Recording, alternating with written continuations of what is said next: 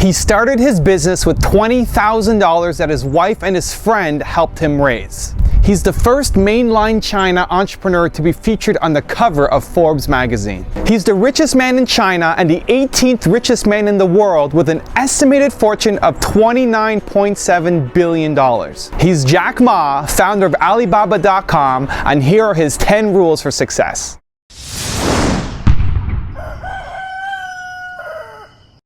When I graduated from universities, and before for 3 years I tried to fill in the universities. So I applied jobs for 30 times, got rejected. I went for a police, they said, no, you're not good. I went to even the KFC. When KFC came to China, come to my city, 24 people went for the job. 23 people were accepted. I was the only one guy. And we went for police. 5 people, 4 of them accepted. I was the only guy that I received it. So to me, being turned down, rejected.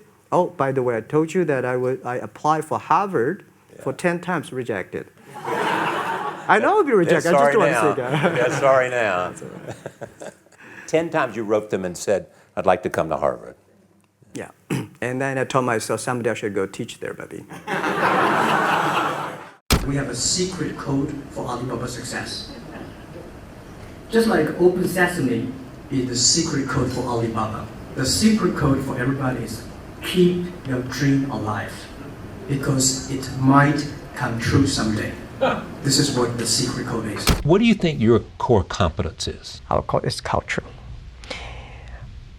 It's not the technology. I think technology is a tool. The core competence of our companies, we have 20,000. We grow from 18 people to now 20,000 young people. And we focus a lot on the value and the mission and making sure the culture, everybody work for helping others instead of just making money. Mm-hmm. People don't like it. So many people I talked to at that time for Alipay, they say, this is the stupidest idea you have ever got. But I say, I don't wear the stupid clever as long as people use it. Now we have 800 million people using this Alipay. I learned a lot of things from movies. I learned how to make a speech from the movie called Bodyguard, Whitney Houston. When she sings the songs, I look at her, wow, that's the way that you make a speech, because I never know how to make speech, because I'm not an actor. But when I saw the movie, I say, wow, if you sing from your heart, if you sing naturally, if you're yourself. So I realized, and I learned a lot from the movies, even learned from the Godfathers. I learned, my favorite movie is Forrest Gump, These are the things I learned so much. And we discuss about the muse, the inspirations we got from movies. What kinds of business ideas have you said no to? I'm saying no to a lot of ideas because as a CEO, I have to say no to opportunities. Because if I say yes, I probably get 5,000 opportunities every day.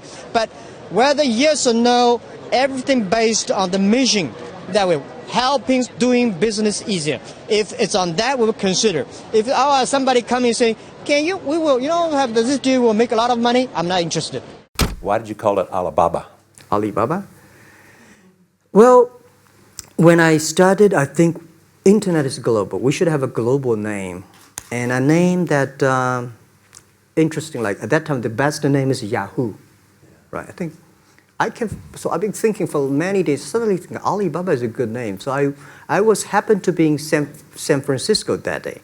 I did have a lunch, and the waitress came. I asked her, do you know about Alibaba? She said, yes. I said, what is Alibaba? She said, Open Sesame.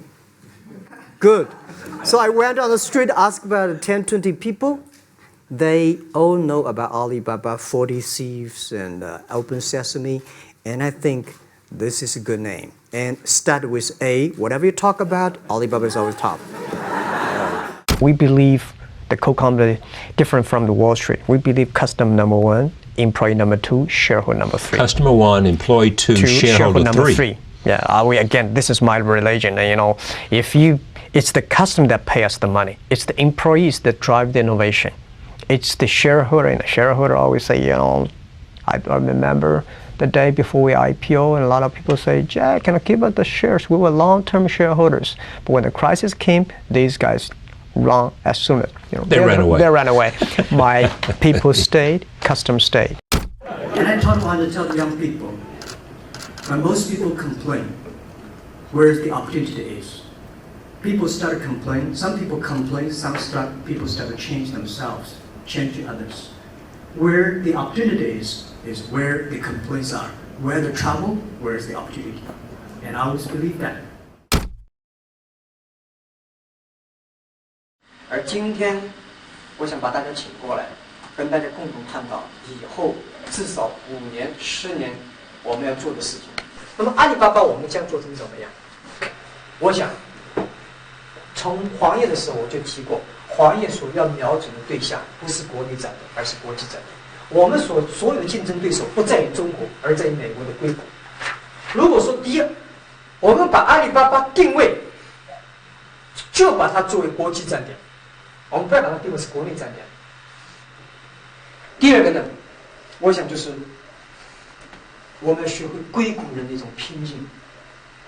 如果说我们是早上8点钟下班，8点钟上班，5点钟下班，这个不是搞高科技啊，这个绝对不是我们阿里巴巴能成功。如果说我们有这种精神，反正我上班了，将近8点钟上班，5点钟就下班了 ，OK， 赶紧去其他地方。人家美国人强就强他的硬件，强就强他的系统建设，这方面确实比你早。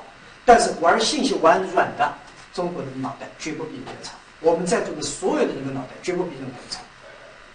这就是我们敢跟美国人斗的东西，我们绝对敢斗。如果我们是好的 team、好的团队，我们自己知道我们想做什么，我们想干些什么的时候，我相信我们是可以以一当十。我们能够赢政府机构，我们能够赢其他很多的民营企业、大的这种企业的是什么？凭的是我们的精神、我们的意识、我们的创新概念，以及我们这种拼劲才能去斗。否则的话，跟他们有什么区别呢？谁都知道 ，Internet 是个泡沫。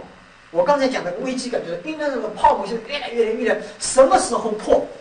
然后呢，把股票掉了，eBay 股票会涨。那么有一天 eBay 股票涨了以后，可能阿里巴巴社区的股票涨，所以不要担心。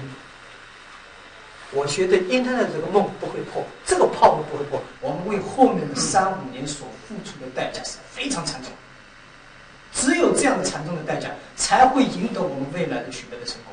那么。